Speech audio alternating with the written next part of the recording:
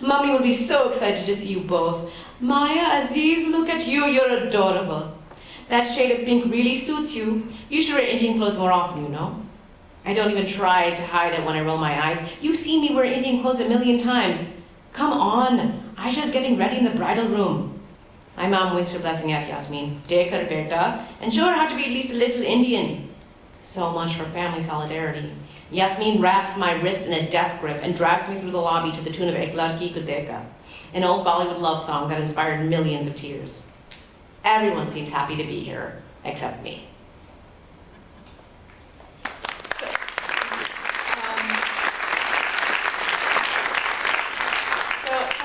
We're good on time? Yeah.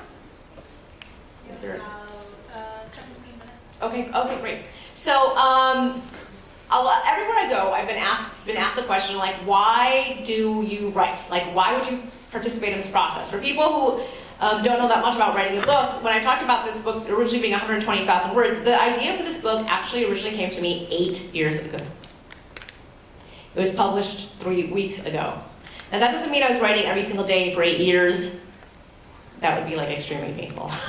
Not on this book anyway. So, but it is like an arduous journey of like finding an agent, perfecting it to the best that you can, finding an agent, having that agent find a publisher, having the publisher, and the editor work with you to cut down more of your novel. Like, one of the things the editor asked me to do was to kill an entire character out of the book, like completely cut that character. Which for many writers will tell you that is an extremely painful process because it's like taking a child that you've given birth to and being like, now I'm erasing you from existence. So I get that question, why do I write? Every writer should ask themselves that, whether you write to be published or whether you write really just on your own. Is it just something you enjoy? Like, why would you engage in this painstaking process of being published? And everyone has their own answer to that question, right? And if you want to be a writer, any kind of writer, or any kind of artist, or any kind of creator, it's the question that you need to have an answer for yourself. And for me, there's a lot of layers to it. And you can see both from like that personal narrative I read to you earlier and this excerpt from the book, that I'm writing a lot about characters who have a foot in two different worlds. I'm writing a little bit coming from the immigrant experience, but I'm also writing about just, living life as an American. And so I take all that into it, but like there's the fundamental answer for me for that question is that art is resistance for me, and writing is my art. Writing is the way that I can tell my story. It's where I can tell the stories of people who don't always have a voice. And that is something that is really, really important to me. I mean, for too long our shelves have been filled with what I would describe as like sort of a single narrative with maybe not a ton of variation, but I think we need to have the world represented on our shelves. And so writing is a way that I can use the privileges that I have to try to level the playing field a little bit more. When these stories of like characters from diverse backgrounds get out there, we get a better sense of like what America really is. America isn't just a single story. America is many stories, it's many verses. So let's break that down a little bit. Like as an English major and as an English teacher, I would often ask myself like the question, like, why do we read? Right? I mean, you guys all have to read books in class. Why do we read books? And like, it's kind of a simple answer in a lot of ways. Like, novels are these really incredible forms of interrelatedness that humans have ever created. Like, telling stories is in our DNA. Like, humans do like a lot of horrible, ridiculous, terrible things. But telling stories and sharing them, like this was a brilliant idea, early humans. Like, even like in the earliest days of language, people were telling each other myths, we're creating mythologies to explain the world around us. And you guys, this is amazing to me. Like we have like the hero narratives that existed through all time, and we're still hearing those same stories. There's still parallels in those stories. Those are still the stories that we use to talk to each other, to relate to each other, and to make sense of our world. And that is just so important. Books allow us to connect to other worlds and places and people. You don't have to be exactly like that character in a book to be able to relate to that book. Like I always say, like, I really like Lord of the Rings. Like, has anyone read that or seen the movies? But I'm like not a hobbit. But there's something in these stories that I relate to. They help us see ourselves so that we can like really break down even that idea of the other. Like, they allow us to understand that there really are no others out there. So we can connect to those other worlds and places and people. And like one thing, when I was a high school teacher, I taught The Great Gatsby. Does you guys read that here? Yeah. So The Great Gatsby, I know some people are probably like, oh, I don't like that book at all. It's boring, but you guys, it is very short. I love The Great Gatsby. I think it's like one of the most finely crafted novels, American novels ever written. I love the story and the characters and like this horrible tragedy. But why do I relate to this story? I mean, though it might not be radically, I'm not like a rich white dude. I'm not living in the jazz age. I'm not a bootlegger. I'm not like staring across like the water at a green light that represents all my dreams. I'm not stuck in the past. But still, there's something in Gatsby's longing. There's something in like his ridiculous, foolish, unbending quest to have something he can never have. It's something in like the total failure of Gatsby's American dream that I can somehow like sympathize with or like relate to a little bit. Like something that like captures like a piece of me that I'm like, yeah, like this guy is nothing like me. In a lot of ways, he's a complete idiot. And yet there's something about the story that I find moving. And that's like the fundamental element of the human condition, guys. It's the things that we all share regardless of who we are, regardless of the labels that other people put on us, regardless of the way that some people try to dehumanize us, regardless of the things that are being tweeted out at us every day from some of the highest offices in the land. Love and loss and fear and anxiety and pride and longing and wanting to be more and to do more, those are things that make us all human. Because there's a kid like somewhere far, far from here in a refugee camp who wants the same things that I want, who wants the same things that you want at a deep level. And it's really simple things. It's to be loved and to be known and to be free. That's why I write. I write contemporary fiction. I write the world as it is so we can endeavor to see the world as it could be, because I want to believe that we can form a more perfect union, because I lean into hope when I write. I want to imagine the world that we want. I want to imagine the world to be better.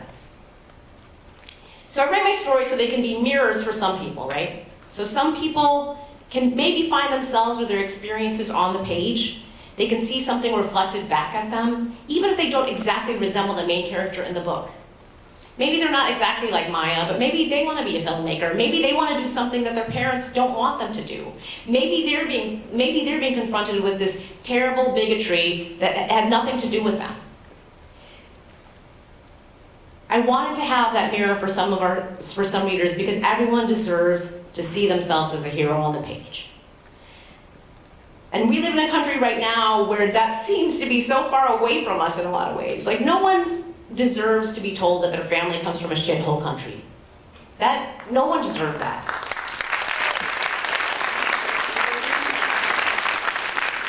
And writing is the way that I hope that I can contribute that verse to make this place a country where we can look back on that and think of this as like some crazy fiction that we lived through an age where this was being told to people to their face. I also write my stories because I want them to be windows for readers who might not be like my character, like in any way. Like maybe you're not, Indian American, maybe you're not Muslim, maybe you don't come from an immigrant background, maybe your parents 100% totally support you in the thing that you want to do. Maybe you get into the college that you want to get into and you can go. But I hope for those readers, they can also see that Maya in this book is not another. Maybe that reader's never even felt like another. Maybe they've never walked down the street and had this feeling, this like terrible oppressive weight of wondering what it's like for half the country to hate you. Maybe you've never felt like another. But I hope that those readers can read this book and come to realize that in America, there are no others. There is only us. That is what is great about America, and that is how you can make America great.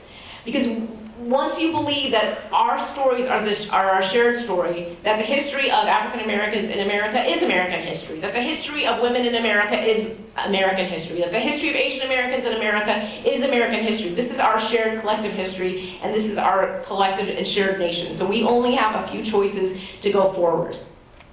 And I hope that in some small way, the readers who read this book can see that there really are no others. That's really why I wrote Maya's story. It's like a very simple reason. Maya's just a girl who faces a lot of obstacles. You know, people are telling her she can't want what she wants, that she doesn't belong here, that she'll always be an other and never an us. But Maya doesn't believe that. Maya persists. She's the girl who persisted. And I hope really that somewhere out there there's a reader who like reads Maya's story and thinks, yeah, I can persist too, and I will. So that's really the heart of it, you guys. Like, art matters, words matter, words have meaning. Your words matter. The words that are being tweeted out at us matter. Your words matter, and I hope you can find your voice to speak those words. So, I think we have a few minutes left for Q&A. Yes? So, about like the personal narrative, like about like sheep brains, how common is it for like people in India to eat sheep brains? I have no idea, honestly. I don't know. I don't have an answer for like that on like organ meat. I guess it's like people eating kidney, I guess. I don't know. But yes, my mom doesn't actually cook brains anymore. That was just for a short time. I guess she was like, I don't know anything about that. Are there other questions? Or I can't. Oh yeah, back there. You said you wrote a short story with your character before actually writing the story that you published. Yes. What was the short story about? Okay, great question. So I write a short story. So I had 2 other books coming out in 2019, and I did the same thing. I write a short story when I first get the idea. Sometimes they're going to be in the book, and sometimes they're not, but they're always with the main character. So that story was about Maya Aziz, and it really, most of it did not make it into the book. It was originally like the first chapter, but I cut that whole chapter. And it was about her being in the English classroom, and it introduced some of those characters. Now I have 2 other books that are coming out, and for both of those, the short story actually made it so far into the book, at least in part. So the short story doesn't tell it doesn't capture like 65,000 words in like 5 pages. It's just like a little introduction for me to the character to see like if I can flush that character out a little bit and if they are like interesting to me. Because if your character is boring, you're never going to make it through the book. Are there any other questions? So, I'm so sorry, you guys. I cannot see. Here. Yeah, right here. Like, what did she mean by, like, you're trying to find a perfect mango? Oh, well, finding the perfect mango, you guys, it's like really, it's like the journey that matters, like in all things, not always the end destination. But I'm really obsessed with mangoes. I love mangoes. Hawaii has amazing mangoes. And so, yes, I started here, and as I guess, like metaphorically speaking, the best mango was really in the mango tree in my own yard. Are there any other questions? Up there? Up at the top? I can't see you guys. Sure, the person with glasses, maybe? Were the characters in your book inspired by people you've met, like in high school or family? Well, so my book takes place in Batavia, Illinois, which is actually not that far from here. But like I say, it's sort of fictionalized, but I will say this, I'm not going to say like whether any of them are, none of the characters are exactly reflective of anyone that I knew or met. Although like my friends from high school are like, I totally know who that guy is that you got a crush on. But I think that every author finds themselves on a page in some way. And so definitely my experiences influence the characters, but none of the characters are based specifically on any individual that I met. I think I saw one other hand back there. In the back? Yeah. Okay, I'm sorry. Can you speak up? What books or authors have influenced your writing styles, and your story? Okay, well, for this book specifically, I mentioned those 2, Grapes of Wrath, John Steinbeck, and Truman Capote in Cold Blood. Did you guys hear that question? It was like, what other authors have influenced me? I have another book. It's funny because I don't really think of having any specific authors that I love, that I've always loved throughout. But there's a few books, like A.S. Wyatt's Possession, which has really strongly influenced my 3rd book. And right now, I'm reading a bunch of stuff by Mohsin Hamid. It's not YA, he's an adult writer, but I think his writing is like so fantastic. And I just am like, I would just like to steal your book and put my name on it. But plagiarism is not okay. He's a brilliant writer, and also I'm really getting interested in YA historical fiction, and so the 2 writers who I've read a lot recently are Ruta Sepetys and Stacey Lee. They're both fantastic YA writers, and I just love how they capture historical fiction. Okay, thank you so much, you guys.